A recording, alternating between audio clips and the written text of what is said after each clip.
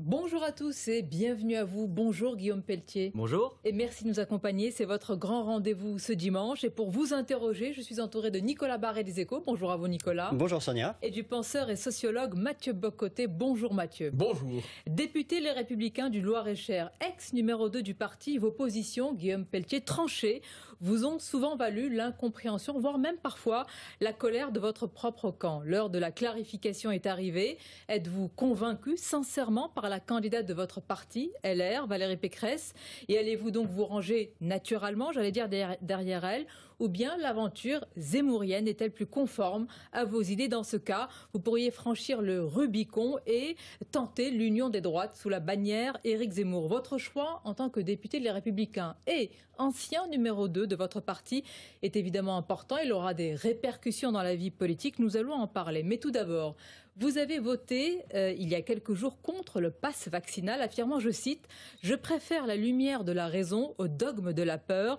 En quoi le pass vaccinal est-il, de votre point de vue, l'incarnation du dogme de la peur? Parce que tout est fait depuis 2 ans pour faire croire au peuple français qu'il n'y a qu'une seule solution à cette crise sanitaire que nous connaissons. Emmanuel Macron l'a d'ailleurs avoué il y a quelques jours lors de la conférence de presse qu'il donnait sur la question européenne en disant « Notre stratégie, c'est le vaccin, le vaccin, le vaccin ». Je suis vacciné, je suis favorable à la vaccination, en particulier des plus fragiles et des plus vulnérables. Je rappelle par exemple qu'à cette heure, 400 000 Français de plus de 80 ans ne sont toujours pas vaccinés, particulièrement des Français âgés des territoires où je vis, le monde rural, parce qu'ils sont éloignés de nos médecins, mais qu'il existe des stratégies complémentaires. Le vaccin, oui, à la condition que nous disions au peuple français la vérité qu'il existe désormais des traitements qui viennent d'être autorisés par l'Union européenne, dans l'Europe entière, et que la France se doit de financer pour accélérer leur développement, qu'il existe des brevets dont il nous faut lever pour qu'ils deviennent universels. Et puis il existe une toute autre stratégie également, qui est la stratégie de sauvetage de l'hôpital. L'hôpital français, depuis 40 ans, est malade. Oui, mais ça fait 2 ans qu'on dit à long terme, et s'il y a 2 ans, les décisions avaient été prises par ce gouvernement, nous ne serions pas là aujourd'hui. Des milliers de lits ont été fermés. Et il faut les rouvrir, il faut augmenter... Manque de personnel, souvent. Il faut, vous avez raison, augmenter l'attractivité, donc la rémunération de tous nos soignants, en particulier de nos infirmiers, infirmières. Il faut avoir l'audace de revenir sur ce qui a détruit l'organisation de l'hôpital, les fameuses 35 heures. Je propose, par exemple, qu'on puisse proposer sur la base du volontariat, en échange d'une très forte augmentation des salaires, de rebasculer dans les 39 heures. Il y a plein de choses. Et puis, un sujet qui est souvent passé sous les radars, c'est l'alliance nouvelle entre l'hôpital public et les cliniques privées. Vous savez, le président des cliniques privées de France disait qu'avec la crise, ils sont passés de 1000 à 2000 lits de réanimation, mais s'ils disposaient d'autorisations nouvelles du gouvernement et des agences régionales de santé, ils pourraient passer à 4000 lits de réanimation. Donc on voit bien qu'une politique de la sagesse, de la raison, de la science, c'est de dire aux Français que le vaccin est utile, bien sûr, particulièrement pour les plus fragiles et les plus vulnérables, mais qu'il existe des stratégies complémentaires. Mais quand même, Guillaume Pelletier, est-ce que la responsabilité d'un homme ou d'une femme politique, c'est pas d'inciter les gens, comme vous le faites, à se vacciner? Et donc, cette affaire du pass avec ce qui s'est passé au sein du groupe LR crée quand même de la confusion, non? Non, je crois que ce qui crée de la confusion, c'est l'addition des mensonges depuis 2 ans. On nous a menti sur les masques, on nous a menti sur les tests, on nous a menti sur les vaccins. Rappelez-vous le Premier ministre lui-même qui, à la fin de l'été, nous disait qu'une fois vaccinés, il n'y aurait plus aucune contamination possible. Comment voulez-vous que les Français fassent confiance à ce gouvernement? Il ne le savait pas au moment où il le disait. Probablement. Dire, nous ne savons pas à l'heure actuelle des recherches et de la science, mais peut-on Il ne fallait pas alors être péremptoire. Les Français, vous savez, acceptent que nous puissions ne pas savoir.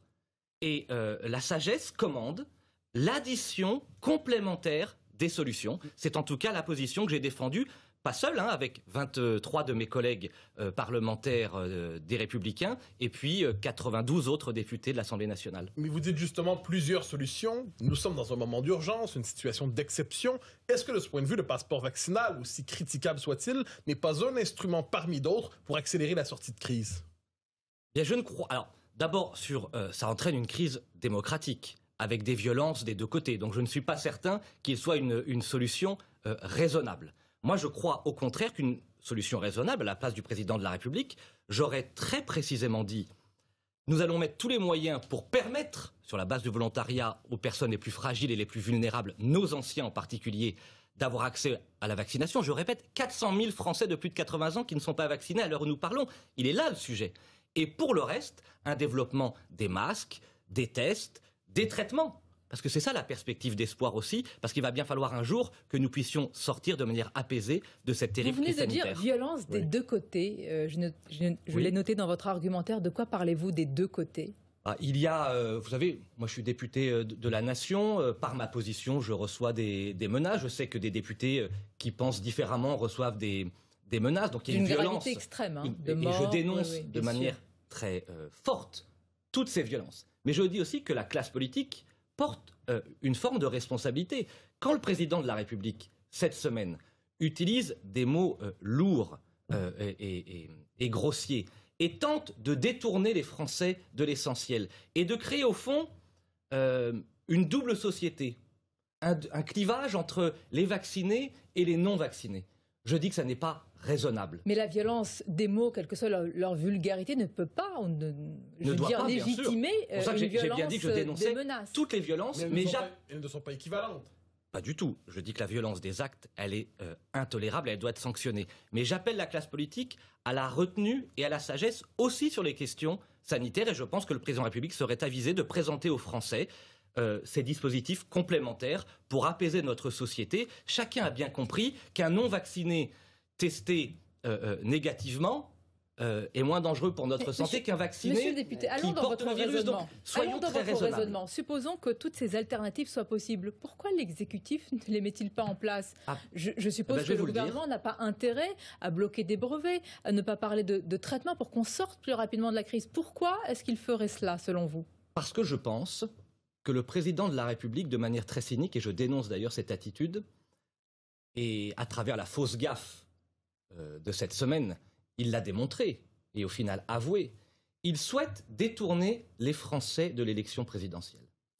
Il souhaite voler l'élection présidentielle aux Français et substituer au fond à la question centrale, la question identitaire, la seule question sanitaire. Au fond, Emmanuel Macron aimerait que le virus reste le virus, pas qu'il souhaite qu'il se propage, reste le seul thème de l'élection présidentielle. Nous pensons, et nous sommes innombrables en France, à considérer que le grand sujet qui vient, c'est, Laurent Wauquiez d'ailleurs l'avait dit, c'est que la France reste la France. Là est le grand sujet de l'élection présidentielle. Cette présidentielle sera un rendez-vous civilisationnel et certainement pas un rendez-vous sanitaire. Quand il y a 300 000 personnes qui sont testées positivement, c'est quand même un vrai sujet par jour.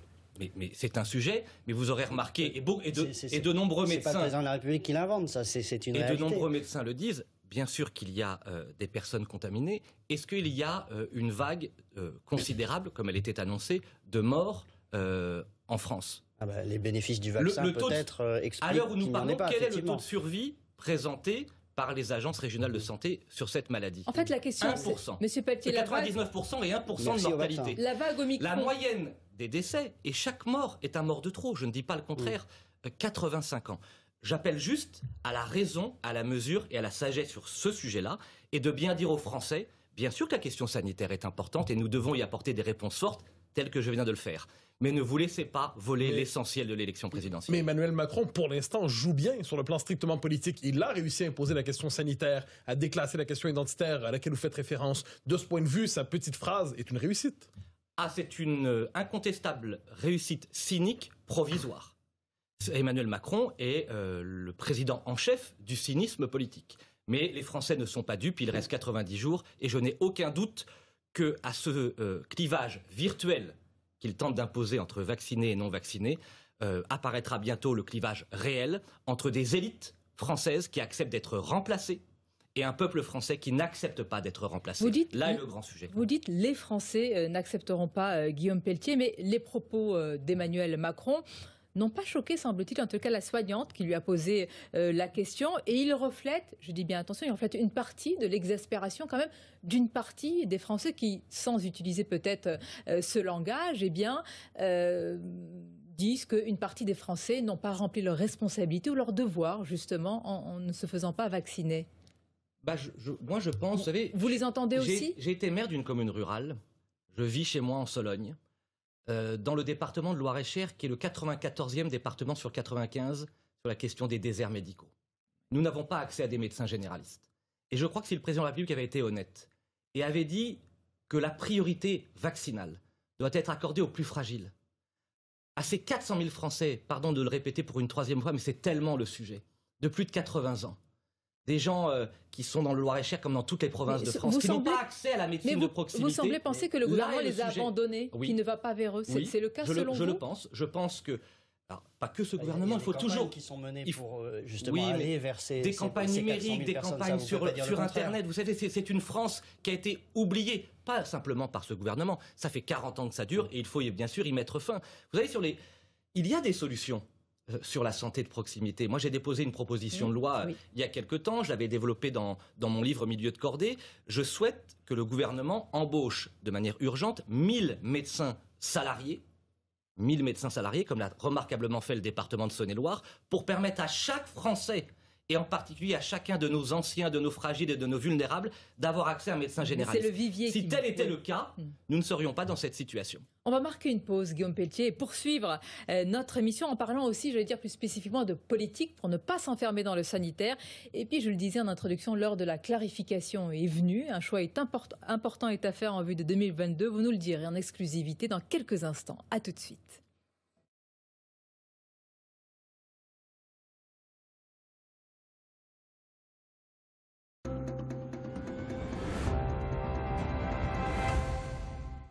Alors moi, je dis, le goût passe avant tout. Pas du tout. Ce qui compte aujourd'hui, c'est l'équilibre. Bon, et toi, tu dis quoi? Poulet au curry noix de coco de WW, de la crème fraîche, une pointe d'épices et moins de 3% de matière grasse.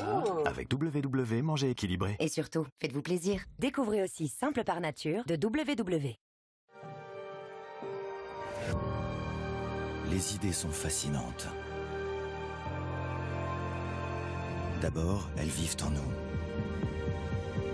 Elles nous transportent, nous transcendent. Elles se nourrissent de notre imagination. Puis, les idées doivent être partagées dans le monde.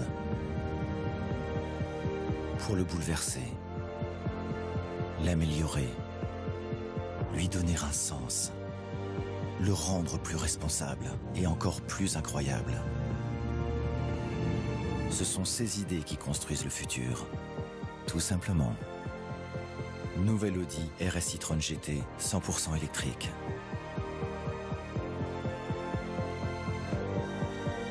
Le futur nous anime.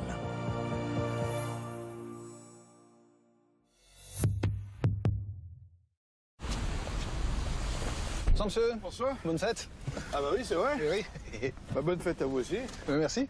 Alors qu'est-ce qu'on peut vous souhaiter de beau? Oh, je sais pas, le principal, la santé, l'amour. Peut-être un client qui me donne ses codes canal. Non? Alors on va se marrer cette année.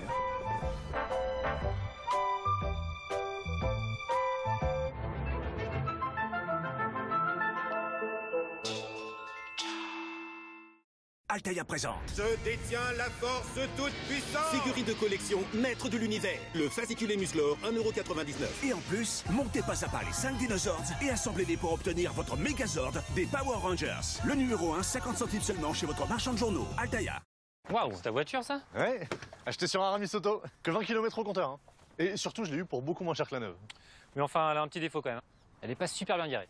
Certains auront du mal à l'accepter. La voiture idéale est sur Aramis Auto. Trouvez la vôtre sur aramisauto.com.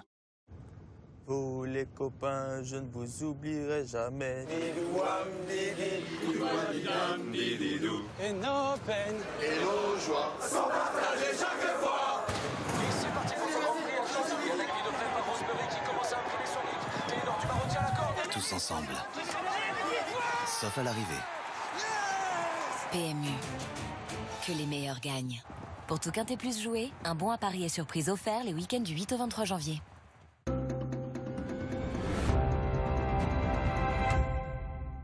CNews, la liberté d'opinion est-elle une espèce en voie de disparition ?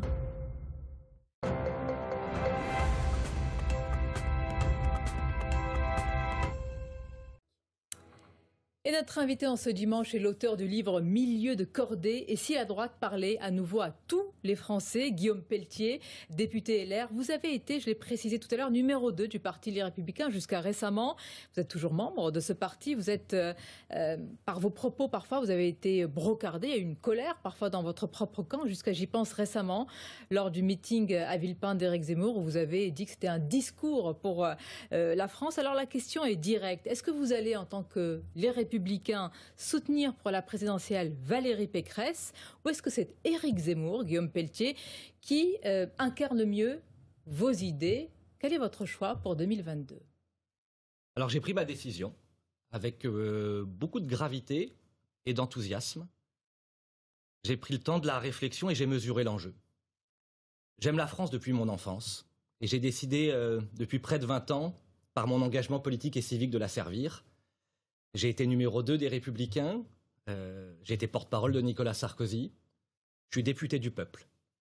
Et je crois qu'au nom de la droite forte que j'ai fondée au sein des Républicains et qui avait remporté le Congrès en 2013, au nom des 40% des adhérents les Républicains qui ont voté comme moi pour Éric Ciotti il y a quelques semaines, j'ai pris la décision de soutenir le seul candidat de la droite, le seul candidat fidèle aux valeurs du RPR, le seul candidat capable de battre Emmanuel Macron parce que capable de rassembler tous les électeurs de droite, le seul candidat fondamentalement courageux et lucide sur l'état de la société française.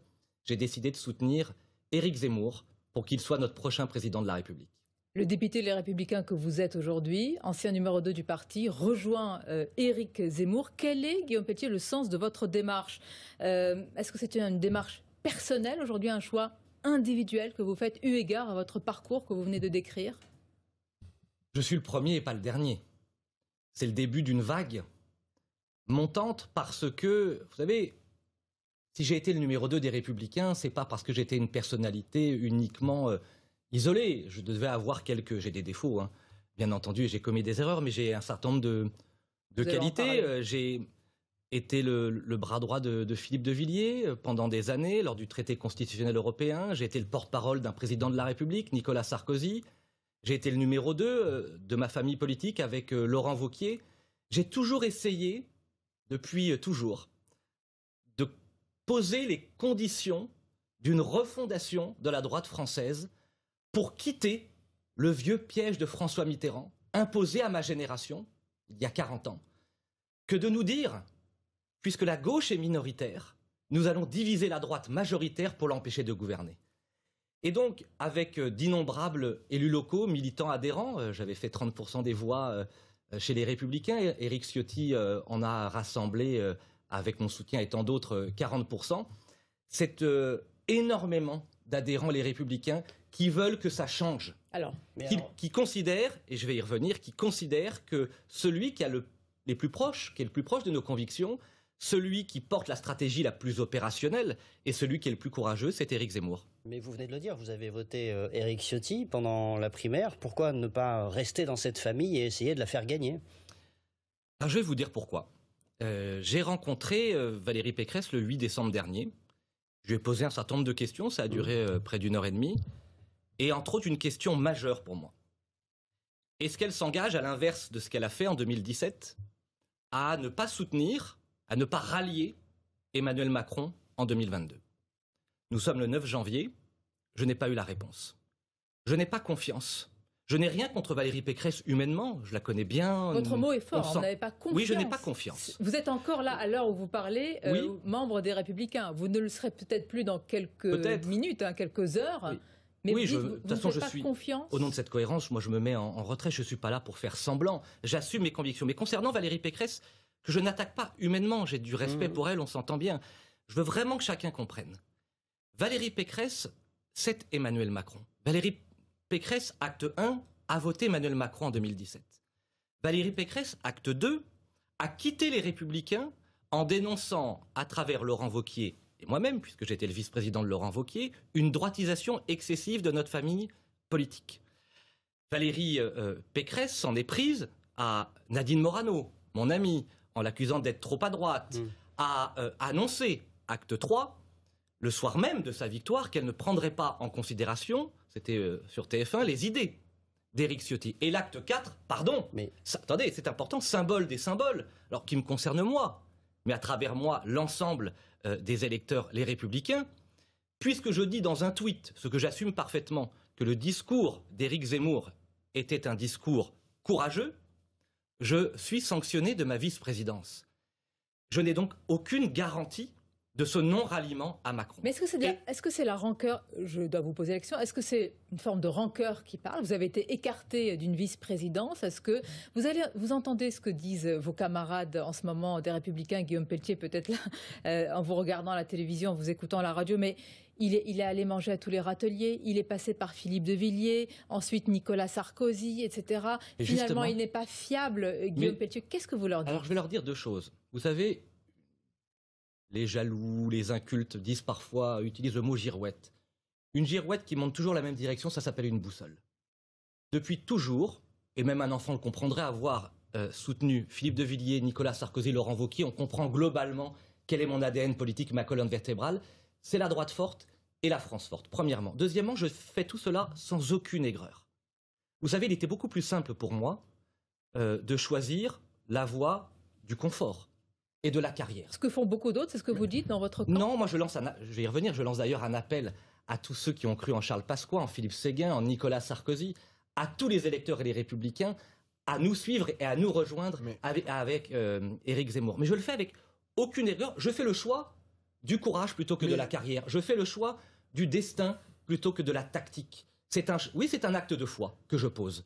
Et donc, j'invite ceux qui disent que c'est une opportunité. Vous savez, quitter une candidate qui est aujourd'hui en 2e position pour un candidat qui est aujourd'hui en 4e position, c'est plutôt un choix courageux. Mais parce que j'ai la conviction qu'avec Éric Zemmour, et j'y reviendrai, je vous dirai pourquoi, va gagner cette élection présidentielle. Mais pour l'instant, justement, vous avez évoqué quelques figures. Éric Ciotti, on pourrait Nadine Morano, on pourrait nommer Julien Aubert. Il y a plusieurs figures chez les Républicains qui sont de votre tendance. Et pour l'instant, ils ont tous porté allégeance à Valérie Pécresse. Vous êtes seul. Comment expliquez-vous le fait qu'ils décident de poursuivre avec Valérie Pécresse en ce moment?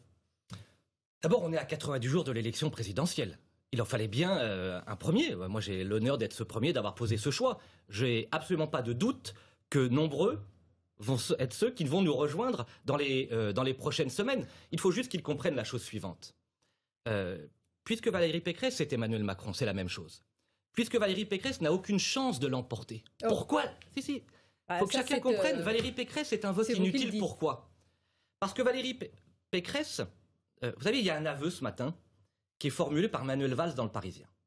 Manuel Valls dit que cette élection présidentielle va se jouer entre le bloc progressiste, incarné par Emmanuel Macron et Valérie Pécresse d'un côté, et l'union des droites que seul Éric Zemmour peut réussir compte tenu de son histoire et de son parcours. Et pardonnez-moi, il ajoute que l'union des droites sous Éric Zemmour, c'est la bannière de la haine, dit-il. Oui, mais vous savez, ces mots, nazisme, fascisme, extrême droite, haine, utilisés par ceux qui depuis 40 ans ont participé à tous les gouvernements et ont échoué.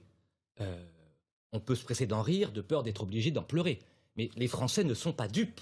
Qui est responsable de la situation violente de la société française? C'est une classe politique qui a échoué. Qui a abîmé la France? Qui a affaibli la République? C'est Éric Zemmour ou c'est 40 années de gouvernement? Et puis, enfin, oser, et ça je voudrais vraiment le dire, qualifier un Français juif berbère d'Algérie, dont la propre famille, celle d'Éric Zemmour, a vu le régime de Vichy le priver de nationalité française.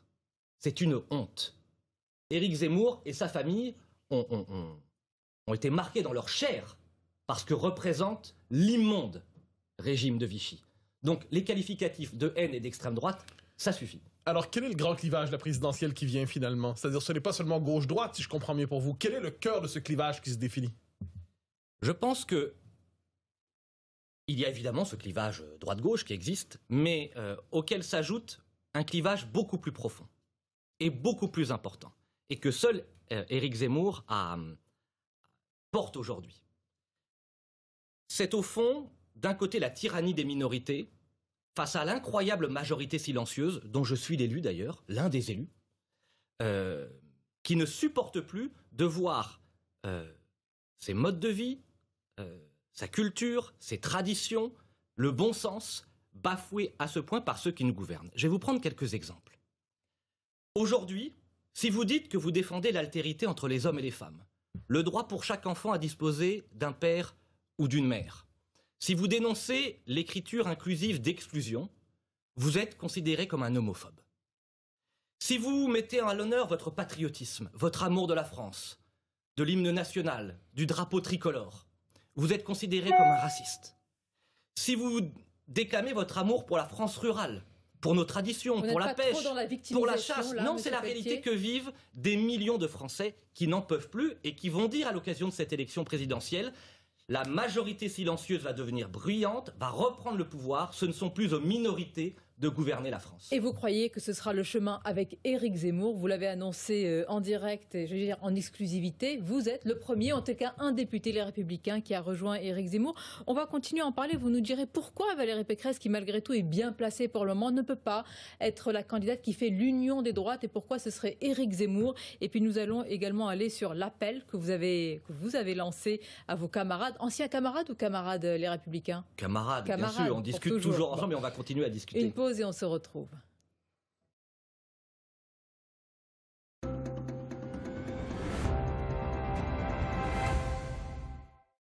Là, mon client, il est chez nous, mais depuis toujours, chez Carglass. On vient aussi chez vous. Et ça, c'est super pratique avec le télétravail. Si vous aussi, vous travaillez à la maison, on vient pendant ce temps-là. Et si vous êtes au bureau, on vient aussi. Les frais de déplacement, c'est 0 €. Alors, un impact, une fissure, prenez rendez-vous maintenant sur carglass.fr. En plus, en ce moment, Carglass vous offre un dégivreur électrique sans fil. C'est une innovation Karcher.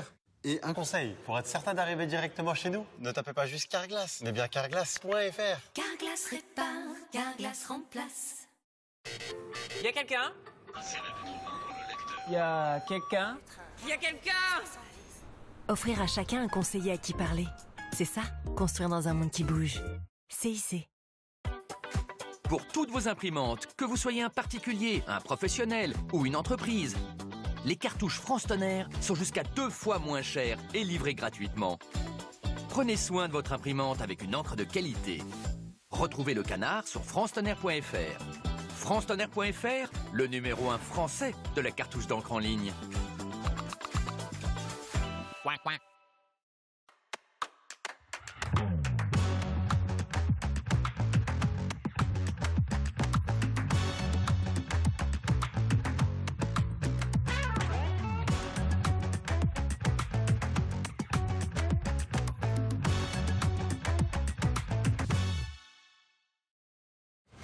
Vos yeux sont exceptionnels. Ils sont capables d'actionner plus de 100 millions de photorécepteurs et d'analyser des dizaines de milliers d'informations par heure.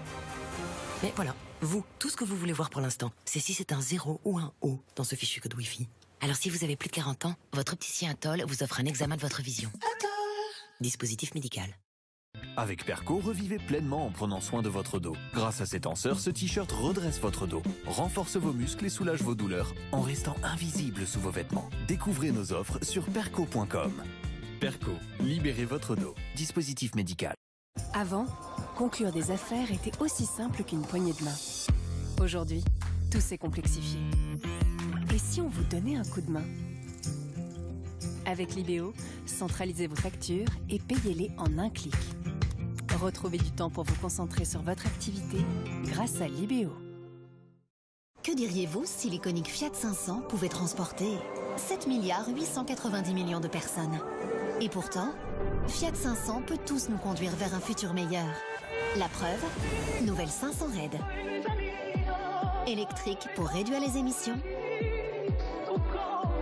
Red pour redéfinir l'émission. Déjà plus de 70% de Fiat 500 vendus en électrique. Pourquoi pas vous? Nouvelle Fiat 500 électrique, des 109 € par mois seulement, sans condition de reprise.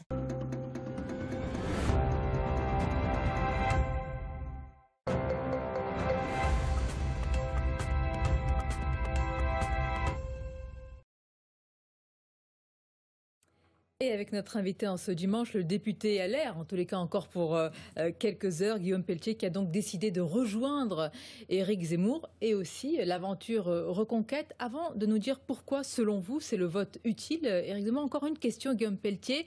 Pour ceux qui vont se demander aujourd'hui, Guillaume Pelletier, c'est combien de divisions? En gros, mais qu'incarnez-vous pour rejoindre Éric Zemmour? Qu'est-ce que vous allez lui apporter? Il suffit de regarder mon histoire. Alors, ce serait idiot de le quantifier, mais enfin, puisque la question est posée, j'ai fondé la droite forte, qui est devenue le premier mouvement des Républicains, 30% des adhérents. Nous étions ensemble avec Éric Ciotti, 40% des adhérents, les Républicains. Donc je ne dis pas que je suis tous les Républicains, mais nous sommes une très forte, presque une majorité, une très forte minorité des Républicains à nous être posé ces questions et progressivement, dans les jours et les semaines qui viennent, à faire ce choix. Vous savez, la politique, c'est ou la carrière ou le destin. Il y en a, et je le respecte, je ne porte aucun jugement de valeur, qui font un autre choix. Moi, j'appelle, au-delà des adhérents, au-delà des cadres locaux, mes collègues parlementaires, et je sais que d'autres vont venir, à faire ce choix et à penser sur le temps long. La carrière, le destin ou la fidélité, vous diront certains, ou la loyauté. Oui, la fidélité à mes convictions. Vous n'en êtes pas... vous savez, pas forcément des personnalités. Mon histoire, elle est, pour ceux qui me connaissent un peu, j'ai été...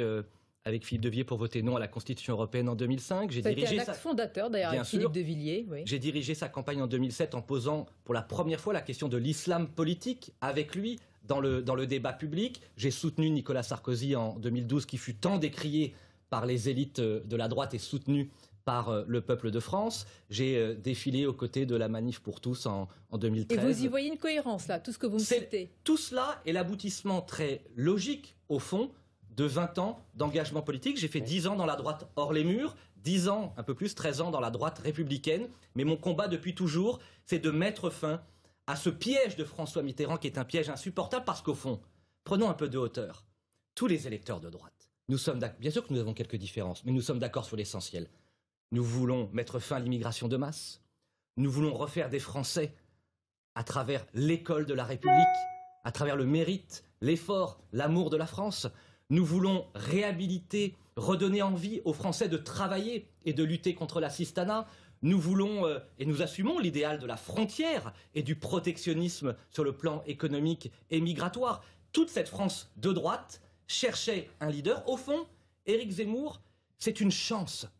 J'appelle chacun à saisir cette chance. La candidature d'Éric Zemmour est une chance pour la France et une chance pour la droite d'unir enfin la droite. Ne voit pas du tout une second tour, une chance qu'une partie des Français rejette, une chance qu'une partie des Français estime ne pas être capable d'assumer, en tous les cas de par certains critères et caractères, la fonction présidentielle. C'est aussi cela la réalité. Je ne le crois pas. Moi, je crois que les Français vont découvrir pendant 90 jours. D'abord, rendez-vous compte, à partir de rien, Éric Zemmour est en train de construire. Vous savez, il y a des choses qui ne trompent pas. Les audiences, vous êtes bien placé pour le savoir, à la télévision ou à la radio dès qu'il fait une émission. Il est le premier partout. Les meetings, ces réunions publiques, avant-hier à Châteaudun, hier au Sable d'Olonne, des milliers et des milliers de personnes, quand ma famille politique que je connais, nous avons du mal ces derniers temps à rassembler du monde dans nos réunions publiques. Et donc, il y a, oui, dans les profondeurs de la France, une vague qui est en train de monter, confirmée, confortée par quelque chose de très important, c'est la stratégie qu'il pose. Il est le seul, Éric Zemmour est le seul à proposer d'accueillir à égalité toutes celles et ceux qui ont voté pour la droite républicaine, toutes celles et ceux qui ont voté pour Marine Le Pen. À l'inverse, Madame Le Pen ne veut pas des électeurs des Républicains et Valérie Pécresse ne veut pas des électeurs d'Éric Zemmour et de Marine Le Pen. À l'instant que Valérie Pécresse, vous n'aviez pas confiance en Valérie Pécresse, mais Éric Ciotti a confiance en Valérie Pécresse, Laurent Wauquiez a confiance également, et que vous le vouliez ou non aujourd'hui, si vous regardez les intentions de vote, c'est quand même elle qui a le plus de chances d'être au deuxième tour. Alors ça, je serais très prudent par rapport à votre candidat. Sur la moyenne de la semaine, vous savez, 90 jours, c'est tellement long. Je connais ça par cœur. Vous avez une moyenne de 16% pour Madame Pécresse, de 16% pour Madame Le Pen et de 14%, voire un peu plus pour Éric Zemmour. C'est extrêmement serré. Et comme je le disais, il y a des marqueurs qui ne trompent pas, ce sont les audiences et les meetings. Mais au-delà de ça... Mais ils ont confiance, ces leaders que je citais. Je pense on verra si la confiance est durable. On verra si la confiance est durable pour eux. En tout cas, je ne suis pas leur porte-parole. Moi, je parle en mon nom. Je ne veux pas, Nicolas Barré, être contraint de soutenir Emmanuel Macron avant le premier tour ou dans l'entre-deux tours. C'est pour ça que je fais ce choix. Je ne veux pas être l'allié d'Emmanuel Macron. Je ne veux pas mentir aux électeurs de droite. C'est pour ça que je fais ce choix de conviction. Je le répète, il était beaucoup plus simple pour moi, confortablement, d'attendre. Mais Mais je ne le veux pas, je ne veux pas mentir aux Français. Vous avez parlé du piège de François Mitterrand, qui consistait à casser la droite en deux, qui consistait aussi à tendre un cordon sanitaire autour du Rassemblement national, du Front national à l'époque. C'est la stratégie de la radioactivité. Oui. Est-ce que vous ne sentez pas à bien des égards qu'aujourd'hui, cette stratégie est menée contre Éric Zemmour et qu'elle fonctionne? Le fait qu'il génère aussi peu de ralliements pour l'instant quand même, c'est un signe qu'il est radioactif pour plusieurs, que la diabolisation fonctionne encore et qu'elle le cible aujourd'hui. Alors d'abord, ce qui compte, et c'est un député qui le dit, ce sont les ralliements populaires. Il a construit en quelques mois, de manière inédite par rapport à deux grandes formations politiques historiques, le Rassemblement national et les Républicains, une dynamique. Il s'appelait Emmanuel Macron. Exactement, un écho incroyable. Donc il a d'abord les ralliements populaires. Vous savez, hélas, les élus, les élites ne sont pas toujours les plus en phase immédiatement avec les aspirations profondes du peuple français. Mais il y a des élus mais ruraux. Je n'ai aucun doute. Monsieur Pelletier, vous dites élus, élite, il y a des élus. Je n'oppose pas, mais il y a des élus ruraux qui n'ont pas rejoint. Mais j'y viens. Mon raisonnement, je pars du bas pour aller vers le haut. D'abord le peuple. Éric Zemmour est en train de le convaincre sur des sujets essentiels. Il faut vraiment qu'on prenne le temps d'en parler, que la France reste la France. Parce que le sujet de l'identité, de l'islam, tout est là, et de l'immigration. Et deuxièmement, vous avez écouté ce que disait le maire de Bonneval, en Eure-et-Loire, président de l'association des maires d'Eure-et-Loire, notre ami Joël Billard, ce que disait Yannick Moreau, maire d'Olonne, et tant d'autres maires. Le témoignage de ce maire, je crois, de Gironde, qui est remarquable, qui dit « Je découvre un peu la politique, je viens d'être élu maire, et moi, mon choix de courage et de conviction, c'est de soutenir Éric Zemmour. » Alors pourquoi n'a-t-il pas les parrainages suffisamment? Pourquoi sa candidature n'a-t-elle pas créé un sursaut, puisque vous en semblez convaincu, un électrochoc pour obtenir les parrainages? Sur notre antenne cette semaine, il a lancé un véritable appel. Je ne dirais pas qu'il y a une forme de détresse, mais on lui a demandé s'il ne dramatisait pas la situation. Non, a-t-il répondu, j'ai 331 parrainages. Oui. Ça veut dire que l'aventure peut s'arrêter avant qu'elle n'ait commencé? D'abord, il y a deux choses dans votre question. La première chose, la date limite, c'est le 4 mars. Nous avons donc 2 mois pour remporter cette bataille des parrainages et je vais l'y aider de manière déterminée, bien entendu, puisque vous vous en doutez, à travers 8 Tours de France et 15 ans d'engagement politique et 10 ans comme élu, je connais un certain nombre d'élus. Mais la question des parrainages doit être posée de manière assez grave, si vous me le permettez. Le général de Gaulle a imaginé la question des parrainages comme un filtre neutre, permettant d'abord à 100, puis à 500 parrains, maires, d'écarter les candidatures fantaisistes.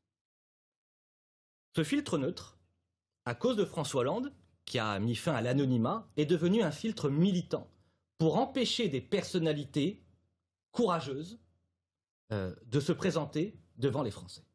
Eh bien moi, je lance un appel, comme Éric Zemmour, au courageux David Lisnard, qui a une responsabilité en cet instant en tant que président des maires de France. Et je suis prêt à y participer. J'ai été maire et je suis député. Vous avez répondu que là, c'est de rassembler tous les maires volontaires qui, à travers une forme de bloc ou de pool, pourraient accorder à Jean-Luc Mélenchon, à Marine Le Pen, à Éric Zemmour, en tout cas à tous les candidats qui rassemblent aujourd'hui, on le sait, vous êtes vous-même les témoins, un certain nombre de Français, de participer au débat démocratique. Nous sommes à 100 jours. Pourquoi vous n'y avez pas pensé avant? Ça fait longtemps.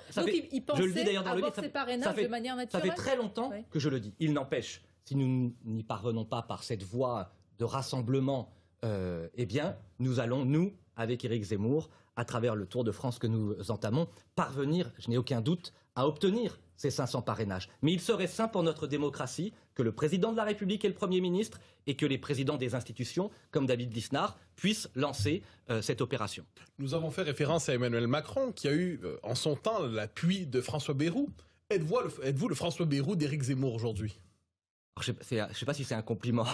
C'est une question d'abord. François Bayrou avait contribué à faire basculer la campagne d'Emmanuel Macron, évidemment, en sa faveur. Moi, je viens avec, je l'ai dit, beaucoup de gravité, beaucoup d'enthousiasme. Je serai l'un des capitaines de cette aventure extraordinaire, de cette chance pour la France qu'est Éric Zemmour. Et j'espère, à travers le symbole que je représente, parce que je suis, je l'ai dit, député, mais j'ai été le numéro 2 des Républicains, j'ai donc dirigé l'une des plus grandes familles politiques françaises, d'apporter, en plus de tout l'enthousiasme, de la compétence et du courage d'Éric Zemmour, cette crédibilité de l'expérience de parlementaire, toutes ces propositions de loi que j'ai pu déposer. Donc ce sera ou à lui ou au commentateur d'analyser si cet événement, parce que je crois que c'est un événement, qu'une personnalité de la droite républicaine rejoigne un candidat pour permettre l'union des droites, nous verrons si c'est un tournant. Je pense que c'est un tournant parce qu'il fallait un exemple ou un signal pour donner envie à mes collègues parlementaires ou élus locaux de nous rejoindre. On va continuer à en parler. Je voudrais juste rappeler, puisque vous avez parlé de la droite forte, que vous l'aviez fondée, me semble-t-il, avec Geoffroy Didier. C'est bien ça qui, lui, n'est pas parti, s'occupe de la communication de Valérie Pécresse. Vous nous expliquerez quand même, parce que voilà des gémillités dans les parcours et des choix très différents dans quelques instants. Et puis on vous demandera, Guillaume Pelletier, parce que vous avez des idées, est-ce que ces idées, notamment sur le plan économique, est-ce qu'Éric Zemmour va les prendre à son compte? Et on va voir qu'elles sont très différentes du programme, en tout cas à l'heure actuelle, du candidat Zemmour. À tout de suite, une courte pause. Et on se retrouve.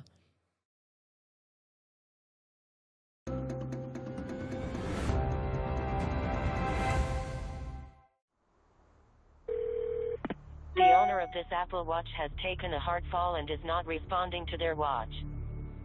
The emergency location is latitude 47.7, longitude minus 117.5 with an estimated search radius of 41 meters. This message will repeat in 5 seconds.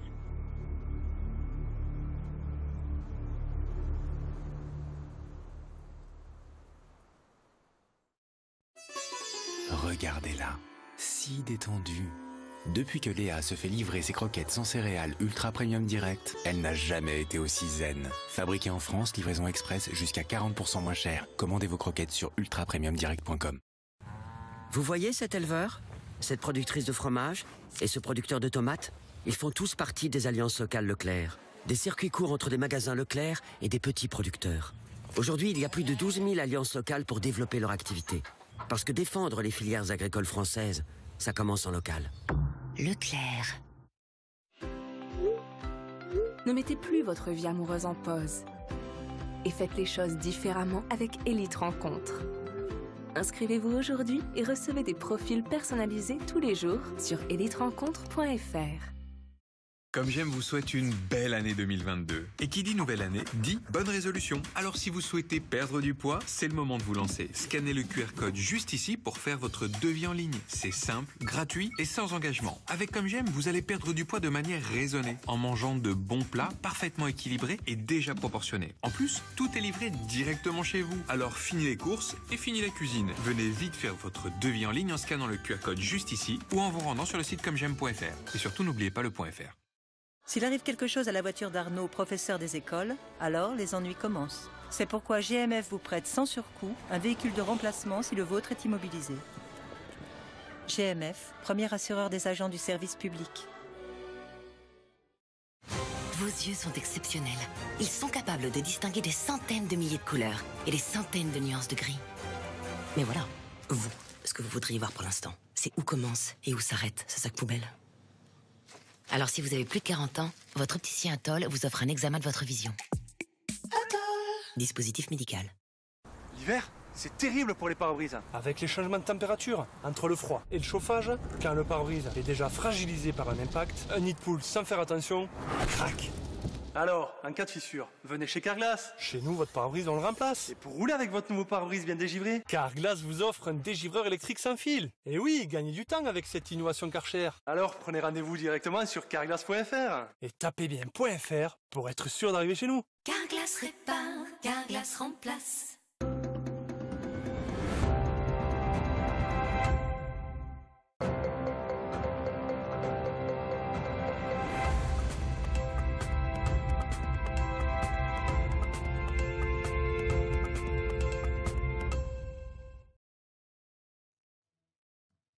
Merci d'être avec nous en direct sur Europe 1 et CNews en partenariat avec Les Échos. Notre invité, député LR, ancien numéro 2 du parti, Guillaume Pelletier, a annoncé ce matin.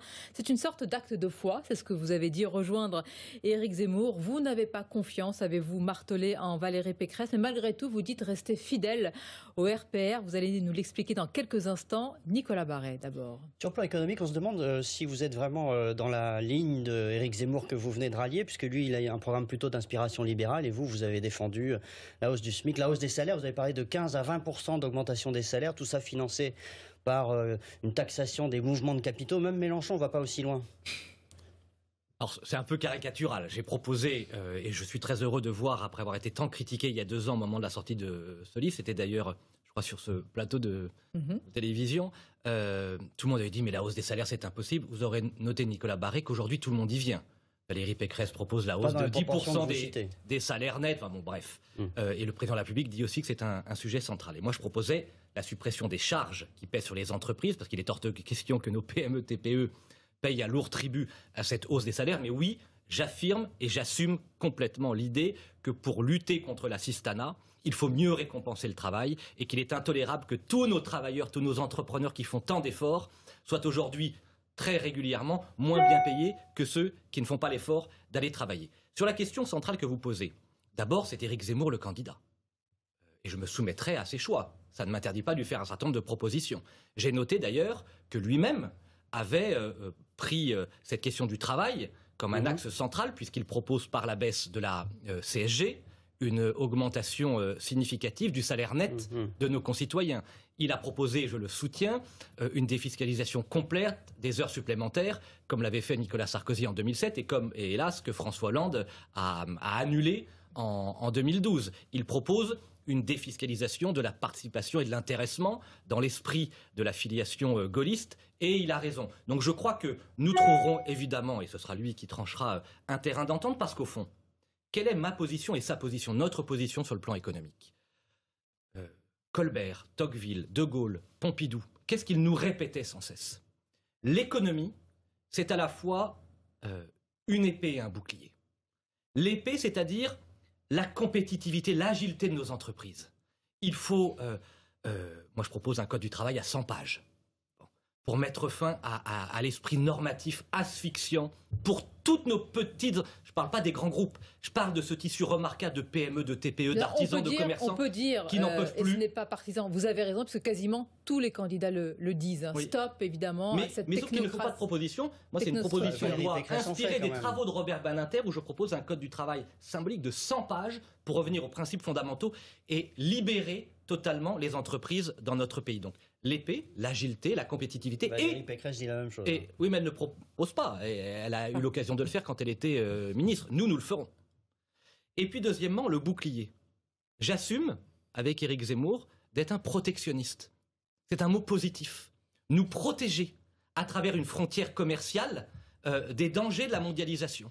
Par exemple, avec une barrière écologique européenne. Pourquoi interdire à nos agriculteurs d'utiliser le glyphosate et en même temps importer des produits agricoles soumis au glyphosate du monde entier? Il faut revenir à de l'équilibre. Et comme la France est à la fois trop socialiste à l'intérieur et trop libérale à l'extérieur, nous devons retrouver une nouvelle vision très gaulliste de l'économie française. Comment vous allez marier ce que vous apportez et les propositions d'Éric Zemmour sur le plan politique? On peut se demander, après votre ralliement avec Éric Zemmour, quel est véritablement votre objectif? N'est-ce pas finalement peut-être de construire l'après, c'est-à-dire peut-être un nouveau parti sur les décombres, on verra, de la droite, des Républicains, puisque vous ne semblez pas du tout croire en la candidature de Valérie Pécresse ni en celle de Marine Le Pen. Est-ce que vous n'êtes pas en train de créer ou de penser à l'après, finalement, un parti de la droite dure, un petit peu sur les cendres, j'allais dire, des LR et peut-être du RN si Marine Le Pen ne parvient pas encore cette fois-ci? Droite dure, non, les cendres, non. Ce que nous portons, et c'est aussi l'une des raisons pour lesquelles j'ai rejoint Éric Zemmour, c'est au-delà des convictions qui sont les siennes et qui sont les miennes, au-delà du courage incroyable qui est le sien et que je veux faire mien en l'accompagnant. Il a compris l'état de la vie politique française et de la droite française. Il n'y a pas de victoire possible et durable, et donc de transformation profonde de notre pays. Nous serons même incapables de le sauver, puisque la question est posée. La question, c'est pas d'avoir un nouveau comptable à la tête de la France. C'est d'avoir un visionnaire, y compris sur le plan politique. Et à travers le mouvement Reconquête, 77 000 adhérents déjà en quelques semaines, quand les Républicains ont 120 ou 130 000 adhérents après des décennies d'existence.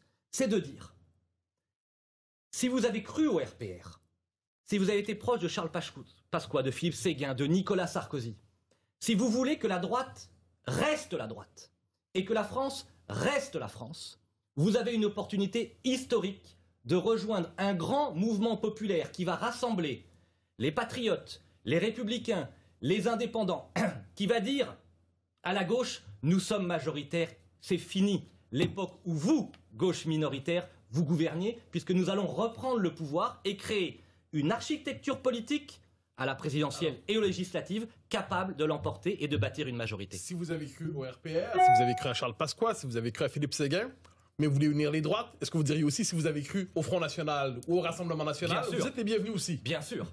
Mais c'est le métro à 18h, c'est tout le monde qui monte. C'est exactement ça. Ah oui, mais alors, Éric Zemmour, c'est le gaullisme. cohérence. Éric Zemmour, c'est le gaullisme. C'est la phrase de Malraux.